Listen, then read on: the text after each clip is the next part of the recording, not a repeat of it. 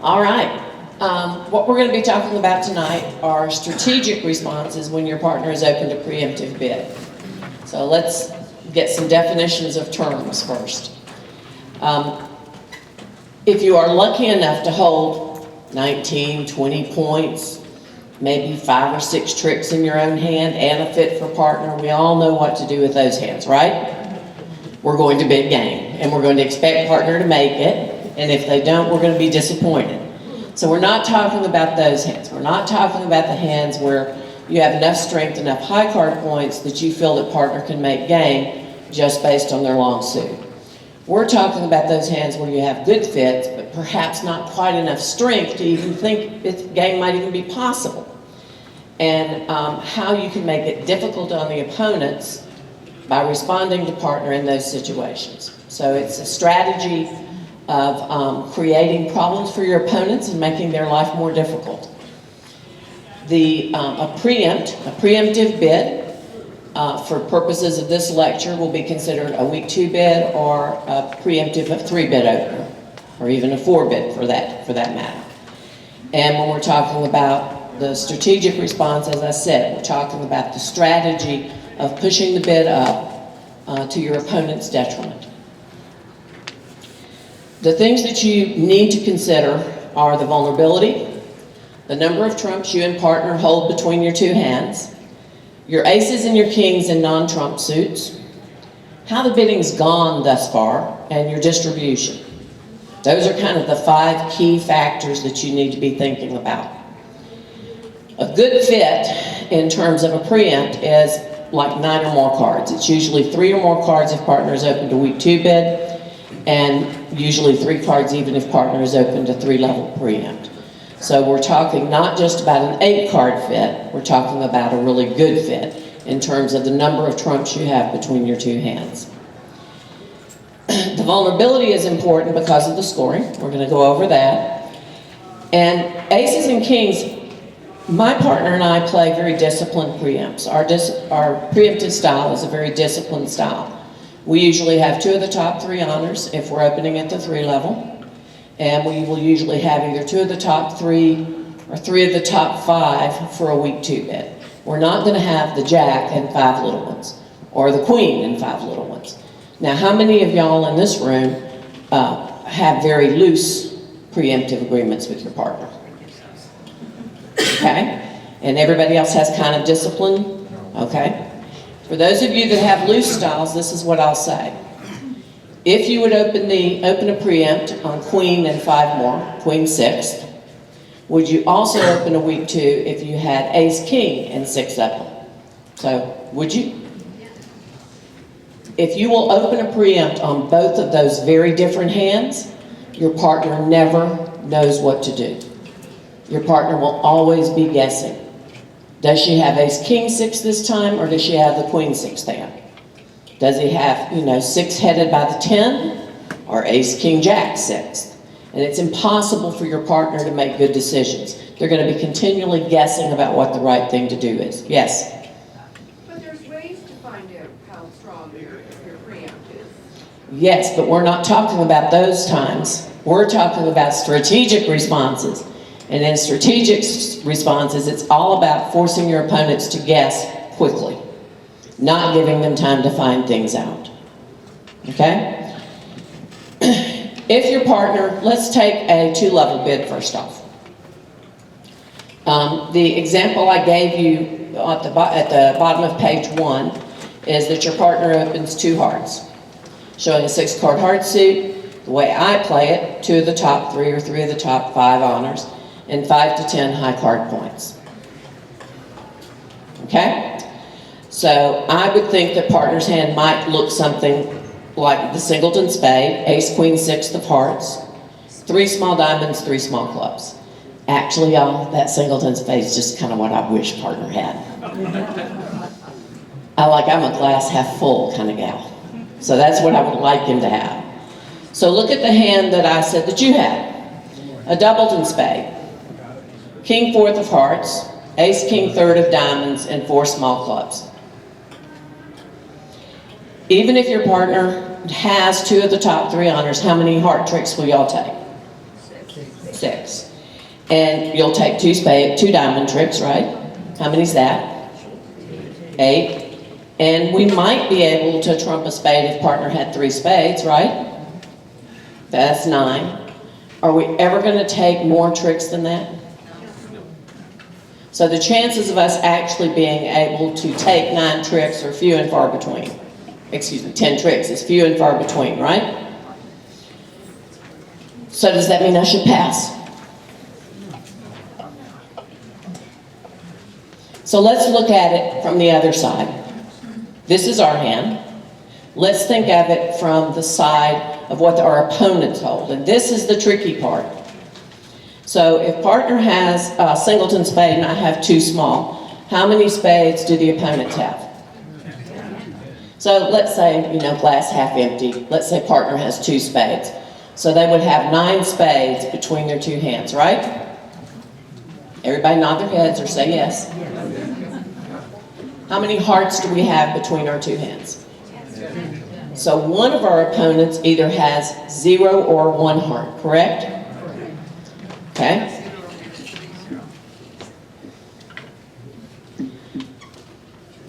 In clubs, do they have all of the club tricks? Okay, and in diamonds, they might lose 2 diamonds. They'll lose the ace and the king of diamonds, but then they're going to have all the diamonds after that, correct? All right, so let's think. And how many high card points do we have between our 2 hands? 16. That means the opponents have, do your math, I know you've had dinner, 24. Okay, so the opponents have around 24 high card points between their 2 hands. They have 9 spades at least, probably. One of them has a singleton heart, right? You're following me? And the bidding so far has said 2 hearts, pass, and it's my turn. How many people think that my left-hand opponent will bid spades if I pass? Y'all are really smart. How many people think, even if I bid 3 hearts, that they might have a good enough hand to bid 3 spades? So what's my job? My job on this is not for us to go plus. My job on this hand is to keep my left-hand opponent from bidding. That's my job. My job is to keep them from finding out that they have a fit between their 2 hands and that they have good hands. So on this hand, it wouldn't occur to me to do anything except bid 4 hearts. And to tell you the truth, even if I only had 3 hearts, I probably would do it. You're my opponent, okay? And you're sitting there, and on your left they open 2 hearts, and it goes past, and they bid 4 hearts. What do you know about the person's hand that bid 4 hearts? Nothing, not a thing. You don't know if they have enough tricks and enough high card points that they think they can make 4 hearts, or if they have this distributional hand with a good fit, not very strong, but know that you can make something. Makes it really hard on your opponents to take their first action at the 4 level. I mean, that's huge, y'all. And if you have spades, it's even better. When you have hearts, somebody can bid 4 spades, but when you have spades, you got them.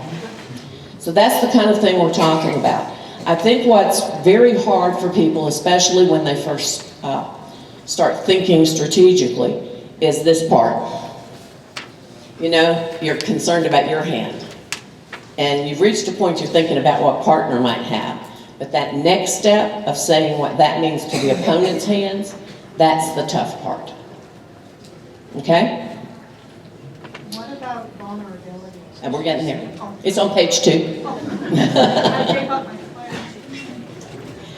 Okay, so the vulnerability is always an important part of the decisions that you make. Now, the one I just gave you, 2 hearts past 4 hearts, how many tricks did we count for us? We counted 8, maybe 9, right? So, and did the opponents know what kind of hand I have?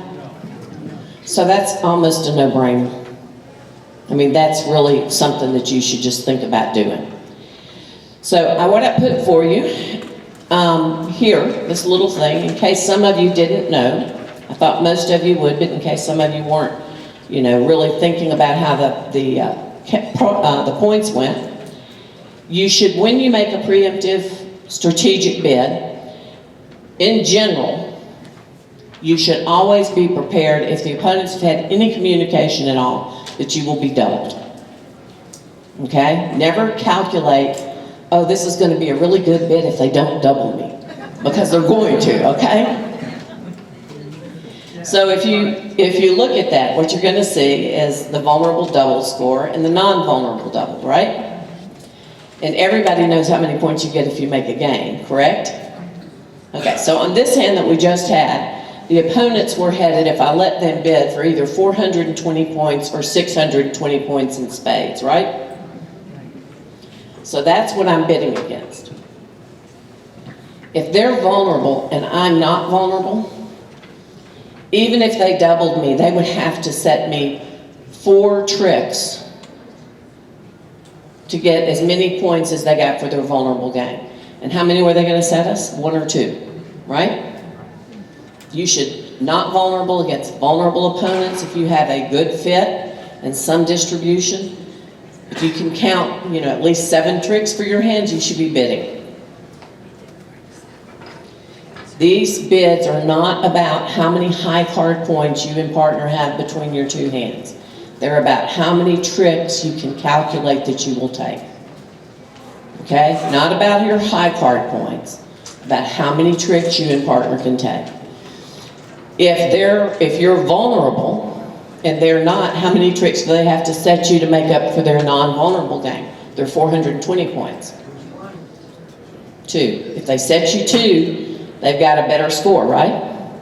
So the scenario that I gave you just a minute ago was if the bidding went 2 hearts by your partner, pass, and it was your bid.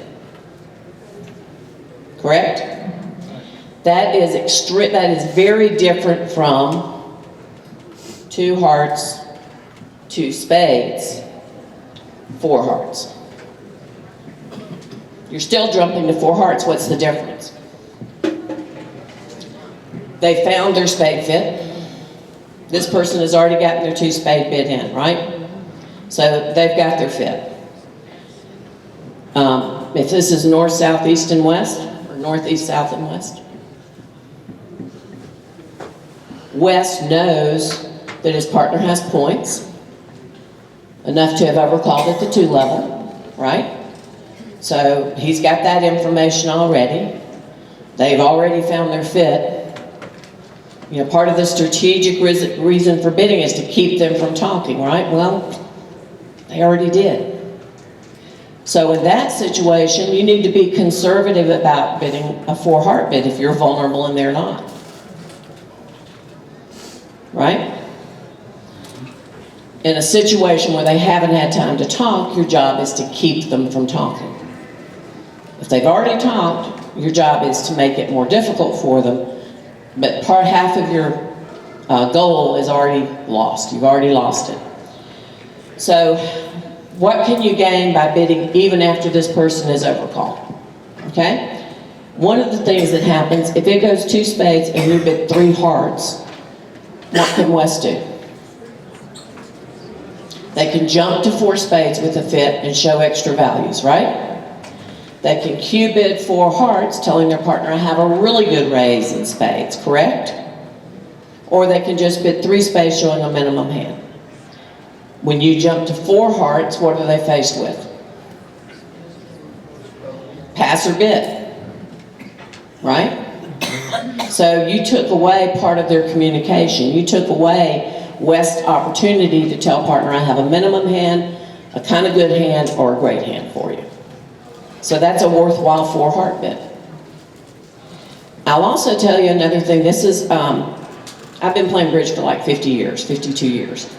And this is one thing I have learned. When they have spades and you have hearts, and they know they have a fit, they really hate to let you play hearts. They almost always will bid 4 spades. They just hate to let you have it at 4 hearts. So that's actually a pretty safe bid on your part. I put a little section of hands down here. What I thought we would do is, y'all could just play along with me. And we would think about what we know about these hands and what we might do. Yeah, we're out. I'm going to get some in the prize room. I'll make some copies. You can make some copies. Well, I have to keep this one. Well, here, you can. All right, y'all can read the handout to me, can't you? Here we go. I'll write bid.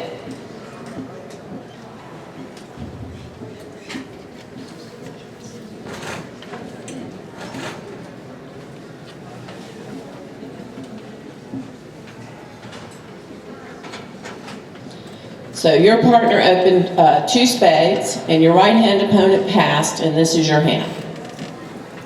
You have ace and a little spade, king and 3 more hearts, king, jack, third of diamonds, and jack, fourth of clubs.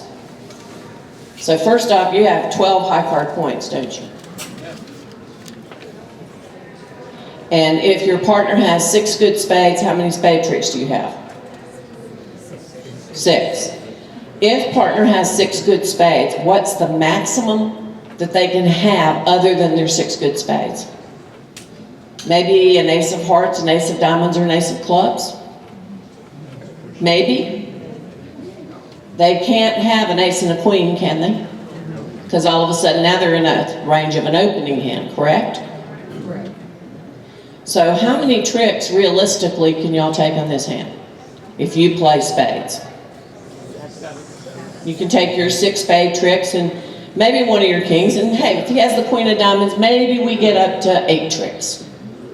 And what are we in right now? 2 spades. Okay, your opponent's side.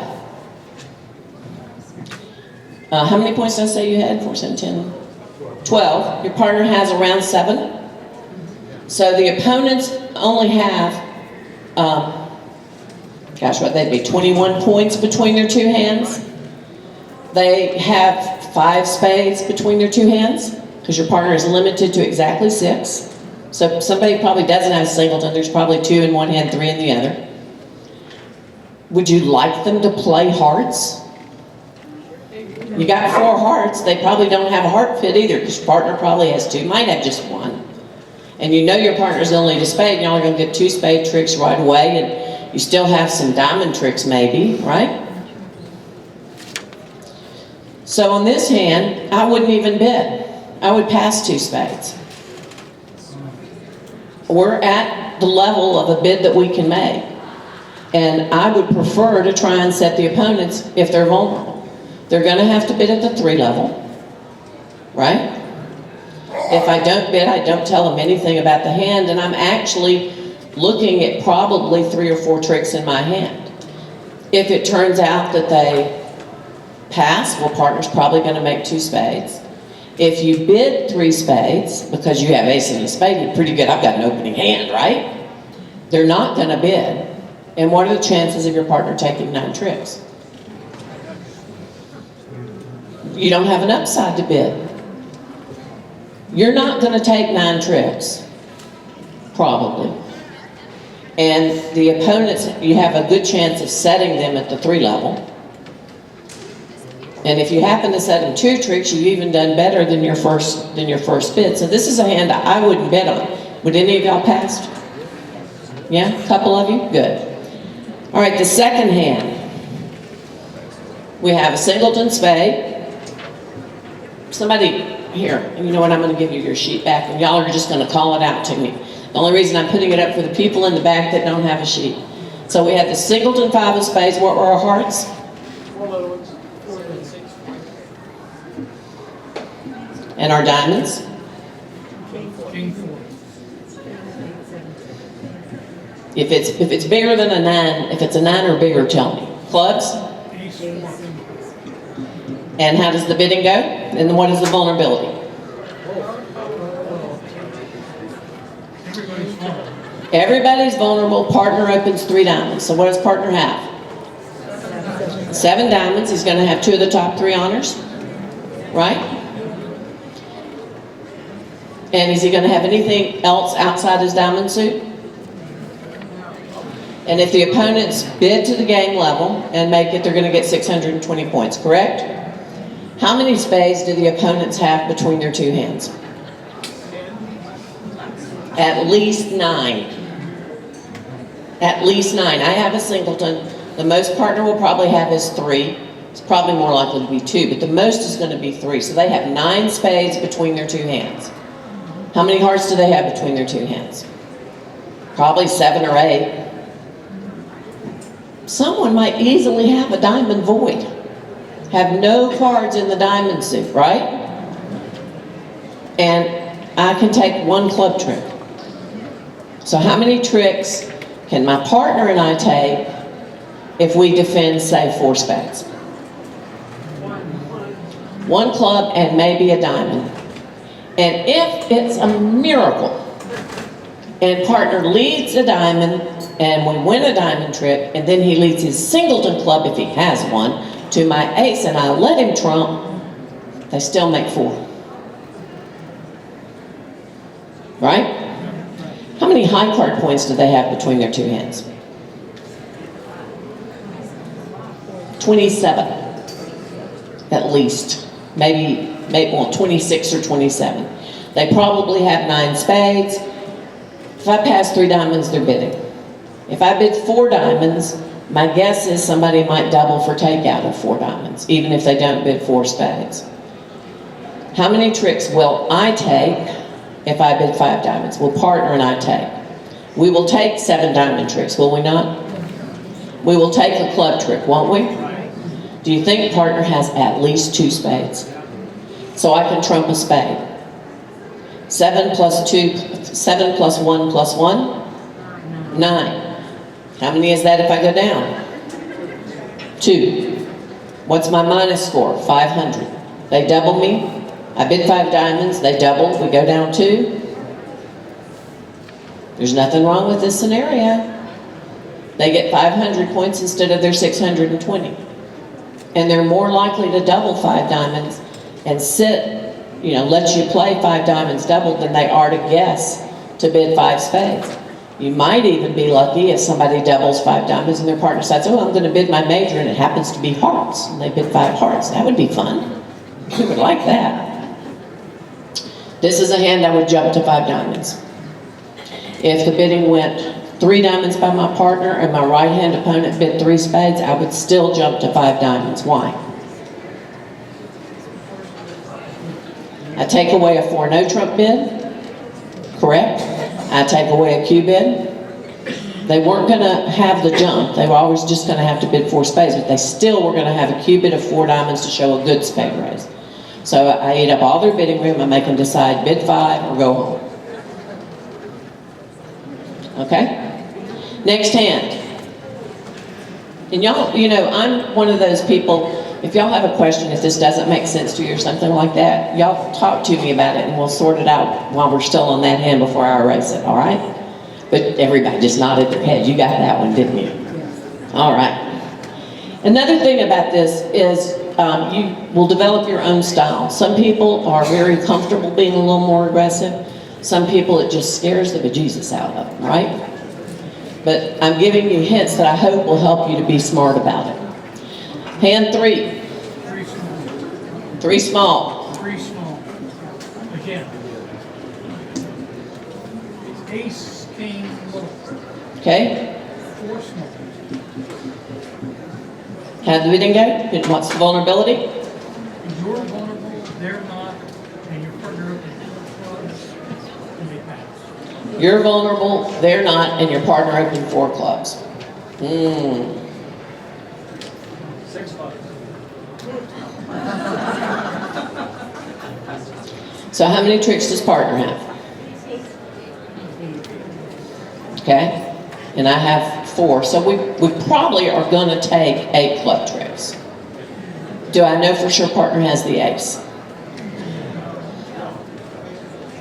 I don't know for sure. I hope partner has the ace, but I don't know that for sure. And we'll take 2 diamond tricks, right? So that's a total of 10. We hope. So what would you do? 6 clubs. Okay, 6 clubs will probably, remember you're vulnerable and they're not. I thought it was we are vulnerable, aren't we? No, we're not. Oh, no, I'm sorry. Yeah. Yeah, no, no. I would just bid 5 clubs. It's true that if they bid 6, you might have a good sacrifice against 6, but you do have the ace, king of diamonds. So I'm happy just getting them up to 5. 5 is fine for me. Oh, I've got my sheet back. Thank you, Pete. You changed the vulnerability, you did 6 now. Change the vulnerability. Well, the problem with bidding 6 is sometimes when you jump to 6, you force them to bid 6 on a hand that they weren't going to. I got the ace, king of diamonds. Huh? You got the ace, king of diamonds. Right, and you might actually set them. So, I don't know if I'd bid 6. Maybe, I might. Figuring I'll get my ace, king of diamonds and 7. Okay. The 4th one, is everybody at a sheet now? I don't have to write it up anymore. Nobody's vulnerable. The opening bid is 2 diamonds. And you have doubleton, king 4th, king jack 3rd, 4 small. So how many diamonds do you have between your 2 hands? 9. So you're going to take 6 diamond tricks, right? And what else? Maybe a heart? Partner might have something. So maybe you take 7 tricks. Correct? So if you bid 3 diamonds, what does that gain you? Yes, go ahead. Doesn't gain you anything, does it? What if you bid 4 diamonds and they decide to just stop and double you instead of bid 4 hearts or 4 spades? What happens? You're going to go down 3, right? And that will be 500. And what did you tell them when you bid 3 diamonds? That you had a diamond fit, right? So you can bid 3 diamonds if you want and give them the information that you probably have 3 or 4 diamonds yourself, have a fit with partner. And do you really think they're not going to get to game if you bid 3 diamonds? If you bid 3 diamonds and it goes double, do you think they're not going to bid game? How many people think that you have 7 high card points, your partner opened 2 diamonds. How many people think that if you bid 3 diamonds and someone doubles or overcalls, that the opponents won't bid game? Not one person raise their hand. Okay, if you bid 3 diamonds, how many people think that will stop your opponents from getting into the auction? Not one person raised their hand. Right? So why would you bid 3 diamonds? What do you gain by bidding 3 diamonds? Hope they play in hearts. Huh? Hope they play in hearts. That's my hope. And also, sometimes people get a little nervous if the person who has the stronger hand has 2 or 3 little diamonds. Sometimes they get nervous if they don't know that you have a fit. That, oh, well, you know, they didn't raise. What if partners got diamonds as well? They start to have these little things go through their head about they're not quite sure what the distribution is and how many diamonds their partner has. So in a close decision, they might decide not to bid game.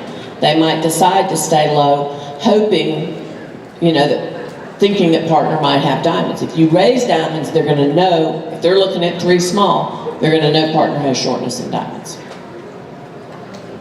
Always when you bid strategically, after partner is preempted, there should be something in your mind, a reason that this makes a plus position for you. Not a plus position like you're going to go plus, but it's going to help you in some way. It shouldn't just be because, oh, I have some, so I'm going to raise. Or I have 4, so I'll raise here. Or I don't have any, so I want, you know. It has to be for a reason. It has to be something that helps you. We're almost done. Number 5. You're vulnerable, they're not. Your partner bids 3 spades and your right hand opponent doubles. And your hand is king 3rd, 4 small, 3 small, queen 3rd. You're vulnerable and they are not vulnerable. I would pass 2 diamonds. So What would you do after it goes 3 spades double?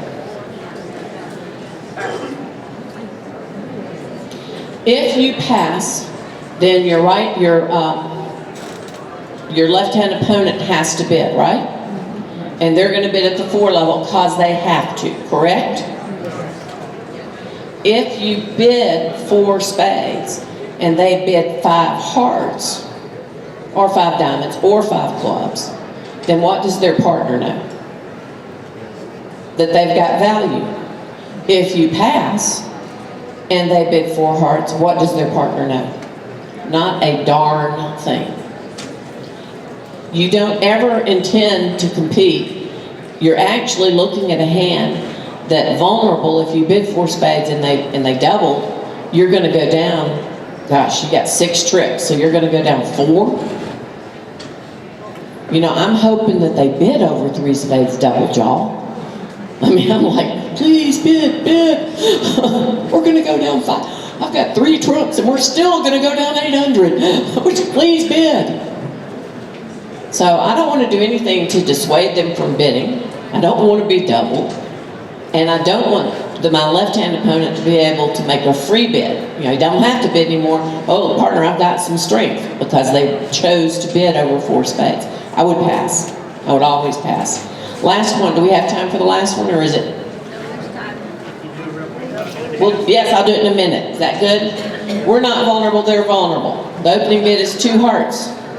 We're not vulnerable, they're vulnerable. What does that mean? Bid. Bid. And what would you bid? I would bid 4 hearts. Right, but remember that they don't ever pass 4 hearts if they have spades. Somebody is going to bid 4 spades. I expect them to get to 4 spades, but what did they not get to do? They didn't get a chance to tell partner anything else. Thank you all very much. I appreciate it. Come and see me. Hey Patty, before you leave, we do have something for you here. We have a little taste of Gatlinburg, just as a token of our appreciation for you doing that. So much, thank you, great job. Did she not do a great job or what? If somebody still needs copies, if you'll follow me, I'll make some additional copies over to, just follow me over to the prize room and get it taken care of, okay?